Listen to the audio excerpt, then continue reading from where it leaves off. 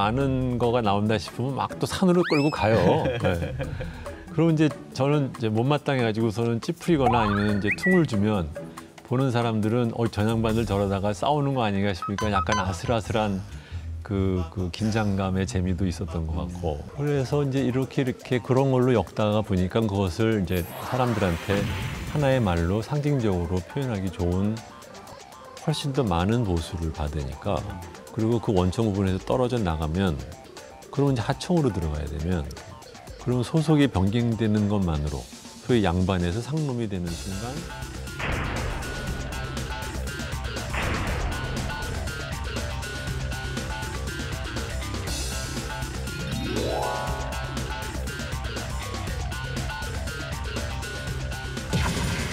이제 조직 폭력배들이 운영하는 방식과 똑같아서 일단 누구라도 한마디 말을 거역하면은 그거를 확실하게 응징을 해야 다른 사람들이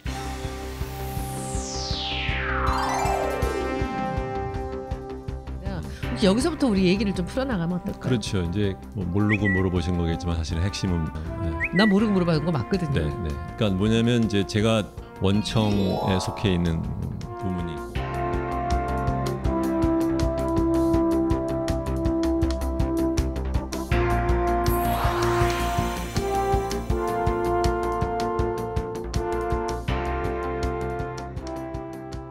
저희가 말씀을 시작을 할 때 이제 재벌 관련 발언으로 시작을 했기 때문에 이 문제는 안 여쭤볼 수가 없을 것 같아요. 책에서도 이제 재벌에 관련해서 분명히 다루고 계시고 있고요. 근데 강하게 강조하는 것이 재벌 개혁은 사법 개혁과 동시에 이루어져야 된다라고 언급을 하고 계세요. 예, 어떤 의미인지 여쭙겠습니다. 우리나라에 이제 조금 이제 역사적으로 돌아가면 우리나라에서 이제 재벌 개혁을 해야 된다라고 하는 주장을 하는 학자들에는 흐름에는 크게 보면 두 세대가 있었어요. 하나는 이제 첫 번째 세대가 저희 아버님을 포함한 그 세대인데 그분들은 우리나라가 경제 발전을 하는데 지나치게 대기업 독과점 기업에 의해서 경제 발전하는 것이 나중에 커다란 그 폐해로 남을 거다라는 이제 그 경고를 갖다 70년대부터 하셨던 거죠. 대통령과 행정부가 재벌한테 의존하지 않는 경제 정책을 써야 된다. 또는 그 사람들이 갖고 있는 권력을 이용해서 재벌을 옹두르거나 규제를 해야 된다라는 것이었다고 하면 그 말을 아무도 안 들었죠.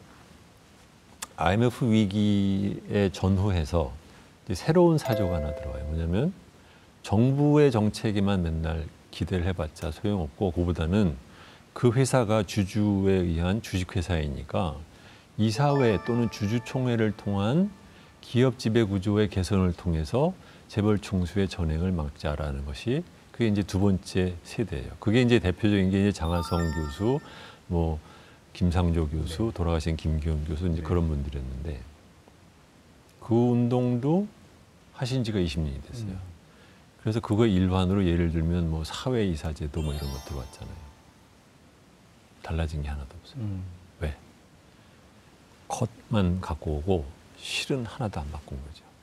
사회이사제도 해가지고 교수들 한 1년에 5, 6천만 원씩 공돈 생기는 걸로 만들어놔가지고 도리어 우리나라 지식인들만 다 오염시키고 막상 나쁜 짓을 하다가 잡혔는데 검찰에서 기소를 하면 판사가 다 풀어줘.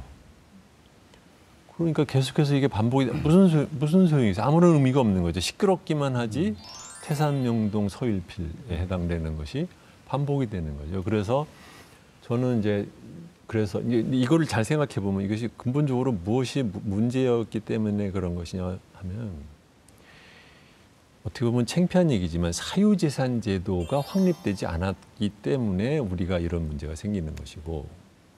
사유재산 제도요? 네, 들어보세요. 두 번째로는 삼권 분립이 제대로 되어 있지 않기 때문에 이런 문제가 생긴다라고 저는 생각을 하게 된 거예요.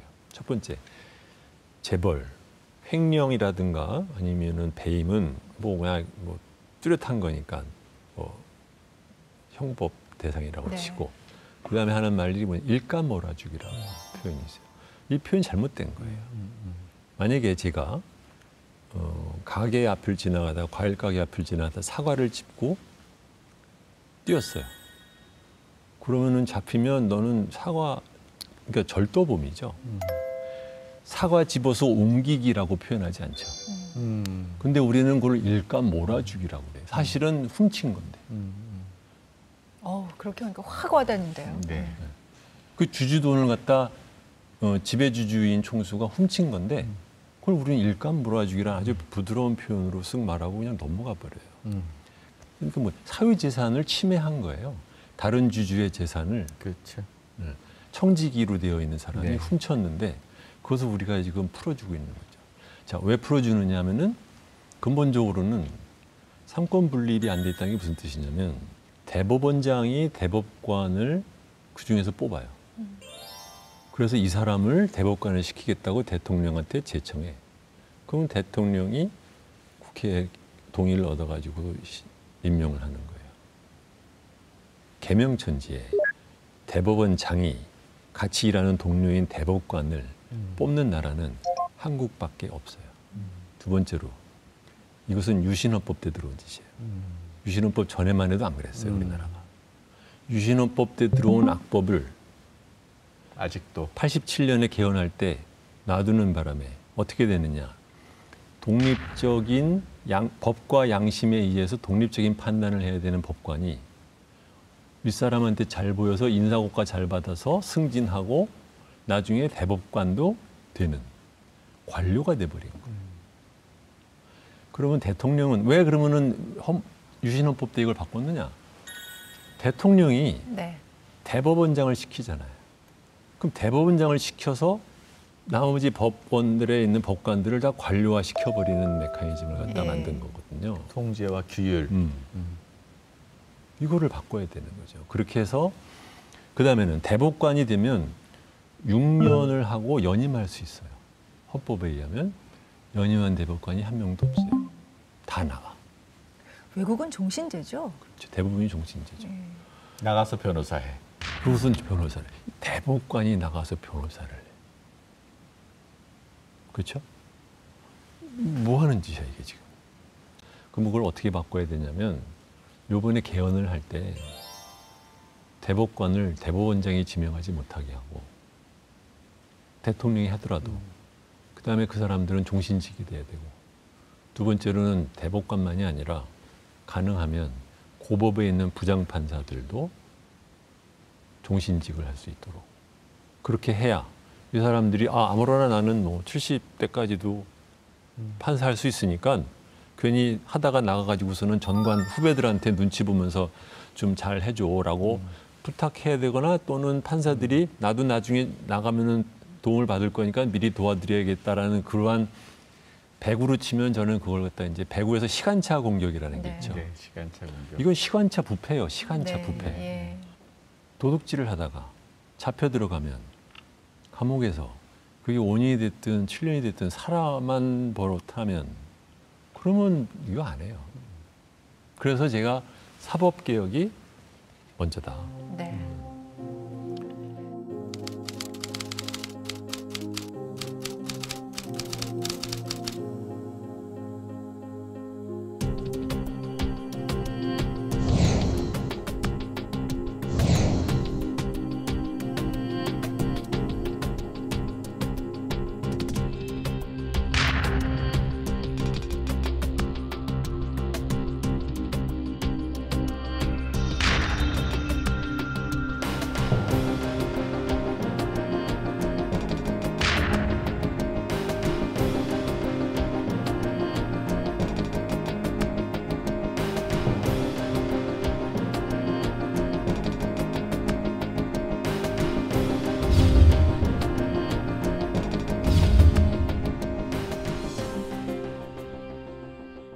바로 이제 국민연금 얘기로 좀 들어갔으면 좋겠어요. 사실 국민연금과 관련돼서 삼성과의 관계 속에서 이제 보고서도 내고 그러셨는데요. 국민연금을 쌓아두는 게 좀 안정적으로 운영하는 게 좋겠다. 뭐 이런 논리도 피는데 대표님은 좀 적극적인 투자도 할 필요가 있는 게 아니냐 이렇게 보시는 것 같아요. 투자 이전에 써야 된다라고 생각을 하는 거죠. 뭐냐면 국민연금에 대해서는 우리나라 국민들이 너무도 깊은 오해를 하고 있어서 이걸 어디서부터 풀어야 되는지는 모르지만 어쨌든 얘기를 해서 사람들한테 알려야겠다라고 생각을 했어요. 뭐냐면 국민연금이라는 것은 운영되는 원리가 건강보험이랑 똑같은 거예요. 건강보험이라는 것은 내가 비록 지금은 병이 안 걸렸지만 나중에 내가 병에 걸릴 수 있으니까 지금 병에 걸린 사람의 의료비를 내가 지금 내주고 내주는 이유는 내가 병에 걸렸을 때 병에 걸리지 않은 다른 사람들이 나를 도와줄 거라고 하는 믿음에 의해서 하는 것이죠. 그렇기 때문에 그래서 사회적 보험이라고 부르는 거예요. 사회에 있는 모든 사람이 다 같이 들어가는 거니까. 누구는 안 하고 누구는 하는 것이고 하면 안 되니까. 국민연금 마찬가지예요. 원래 제도에 전 세계적으로 모든 이 제도의 포인트는 지금 내가 돈을 벌고 있는 사람이 나이가 들어서 경제적인 생활을 할 수 있는, 돈을 벌 수 있는 능력이 없는 노인들한테 돈을 드리고 그래서 그분의 노후 생활을 도와드리면, 적어도 최저 생활을 할 수 있도록 도와드리면 내가 나중에 나이가 들었을 때 후대의 젊은 사람들이 나를 또 도와준다. 이거는 세대 간의 사회적인 보험인 거죠. 그런데 한국은 지금 우리나라의 노인들이 거의 빈곤율이 45% 네. 또는 50%가 빈곤율이라고 하죠. 국민연금을 받고 있는 65세 이상 노인들은 전체 노인 중에서 35%밖에 안 돼요. 그것도 굉장히 작은 돈을 받고 있고. 그러니까 자살률이 다른 나라에 비해서 1등인 게 지금 10몇 년째 계속되고 네. 1등도 그냥 가까스로 1등이 아니라 2배 높은 1등을 지금 10몇 년째 하고 있어요. 이게 얼마나 창피한가.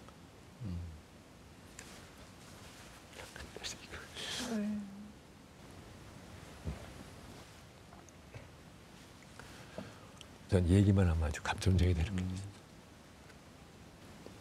그런데 이 문제를 왜 다 도외시하냐는 거죠. 지금은 어떻게 생각하냐면 내가 돈을 냈으니까 이게 지금 어떻게 보면 무위험, 고수익, 재테크 수단으로 네. 사람들이 이해를 하고 있는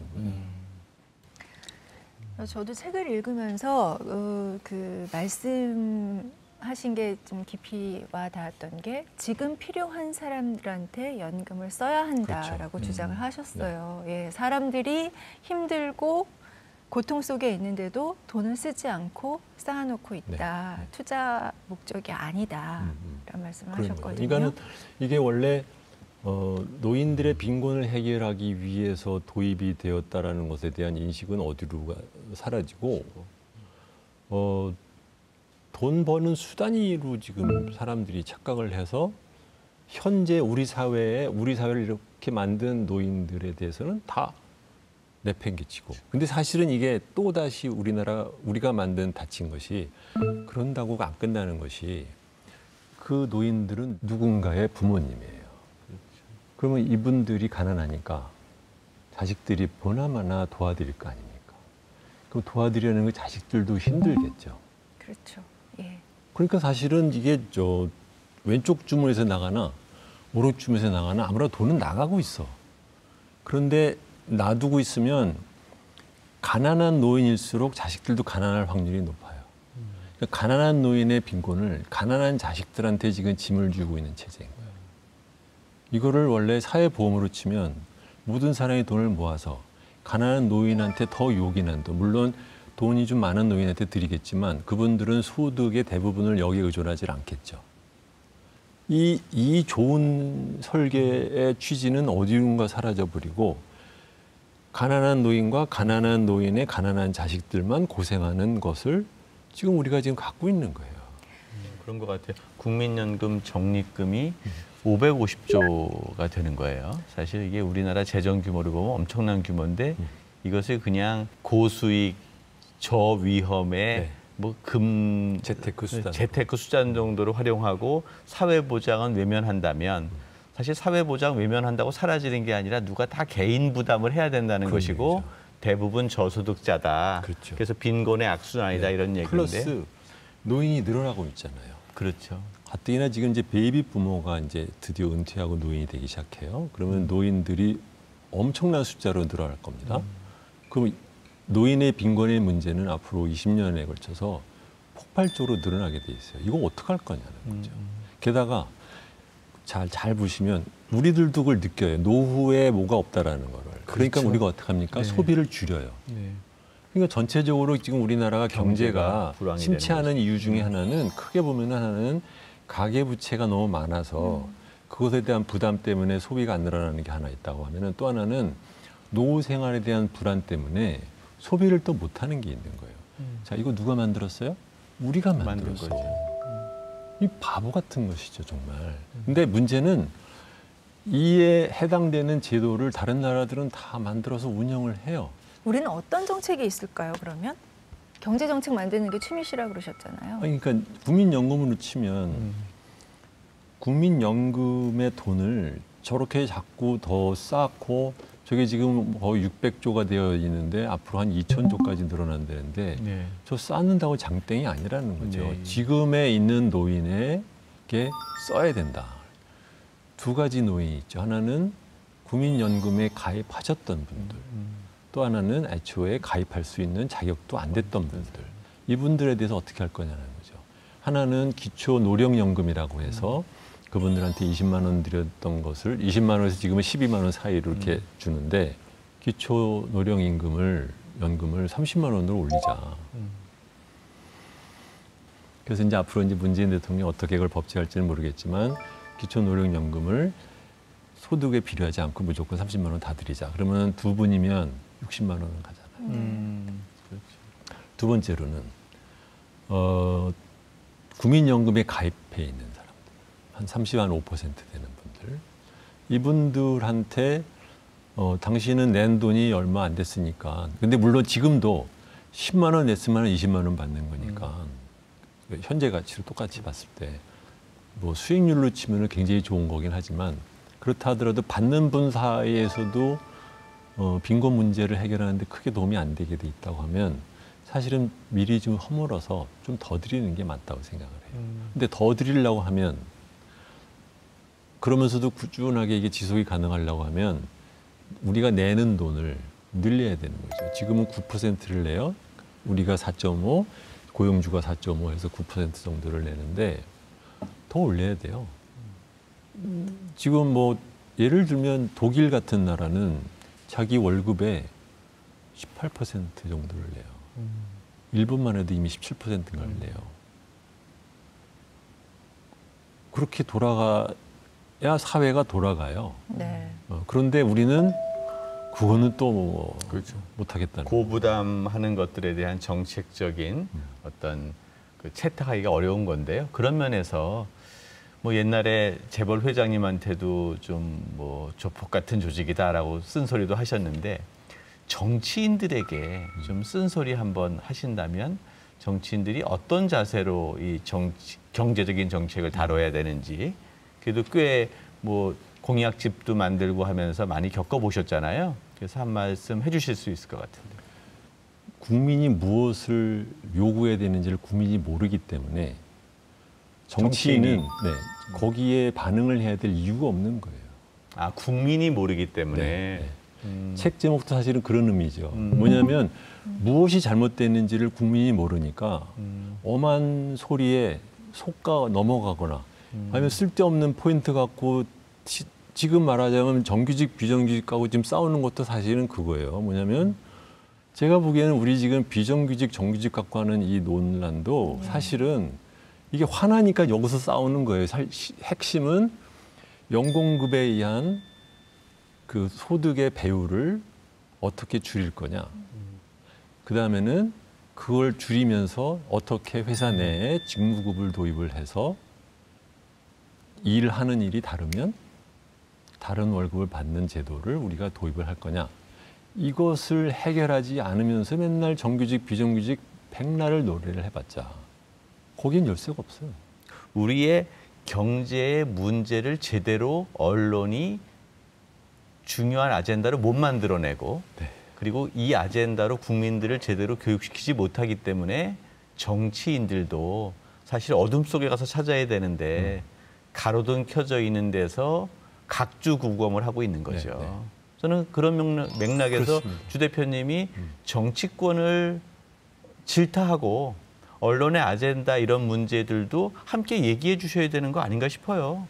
말씀을 하셔서 하는 얘기인데 한국 민주주의에서 가장 큰 취약점 중에 하나는 물론 권력 집중의 문제도 있지만 미디어가 지나치게 기업 부분에 의해서 컨트롤 당한다는 맞습니다. 거죠.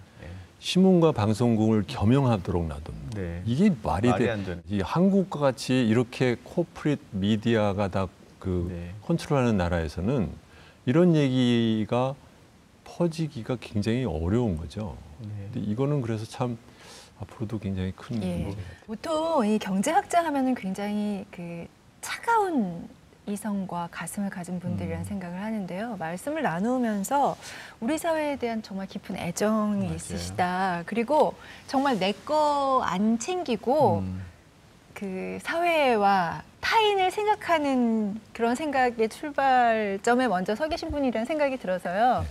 오늘 아주 기분 좋은 만남이었고요. 이런 분은 그럼 평생 과연 어떤 내 인생의 소중한 그 책 한 구절을 갖고 계실까? 아주 궁금해서요. 질문으로 드리겠습니다. 그 책 에필로그에 그거를 사실은 인용을 했어요. 천지불인. 천지불인. 하늘, 그러니까 천지란 그 세상은 인하지 않다. 예. 네. 근데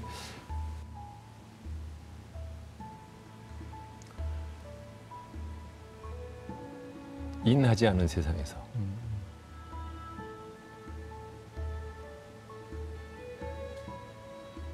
실망하지도 말고 그렇다고 너무 기대도 하지 말고 지키는 거 그거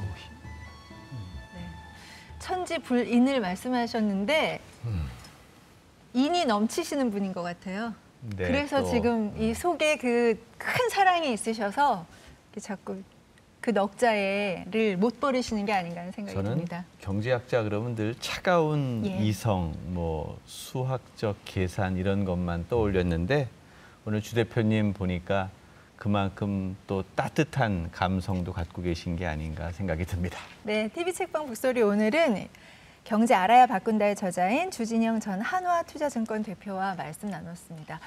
마무리하려니까 좀 아쉽습니다. 듣고 싶은 네. 이야기도 많은데요. 또 새로운 책으로 또 만나 뵀으면 하는 그 욕심을 가져보면서 인사 나누겠습니다. 오늘 아주 즐거운 대화였습니다. 네, 감사합니다. 고맙습니다. 네.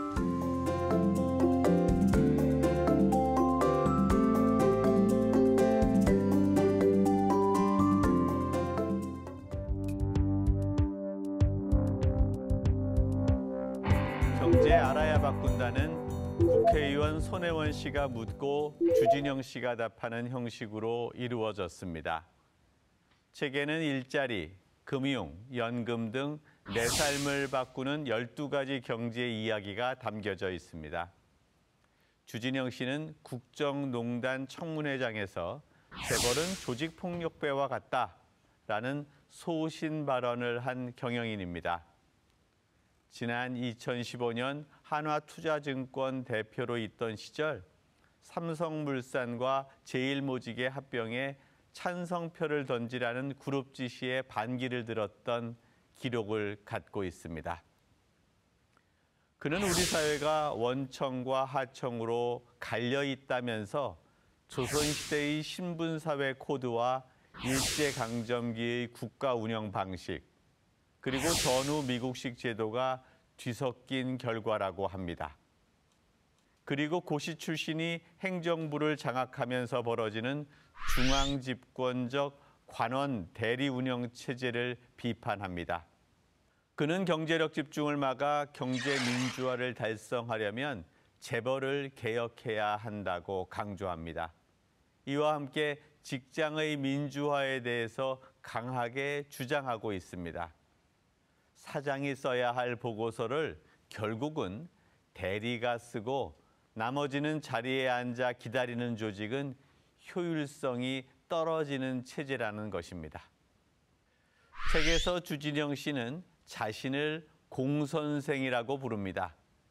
조금 삐딱하고 조금 게을러서 치열하지 못한 삶을 산다고 스스로 이야기하지만 그의 문제의식이 우리 사회에 의미 있는 소금임이 분명합니다. 재벌의 불법적 행동에 호루라기를 불 수 있는 사회가 건강한 사회입니다.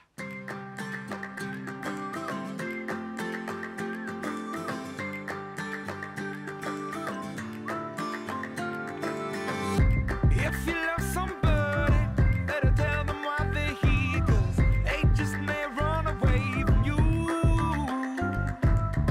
You'll never know quite when, well, then again it just depends on how long the time is left for you. I've had the highest mountains, I've had the deepest river. You can have it all, but now keep moving. I'll take it in, but don't look down. 'Cause I'm on top of the world, eh? I'm on top of the world, eh? Been waiting on this for a while now, paying my dues to the dirt. I've been waiting to smile, eh? Been holding it in for a while, eh? Take you with me if I can. Been dreaming of this since a child. I'm on top of the world. I've tried to cut these corners.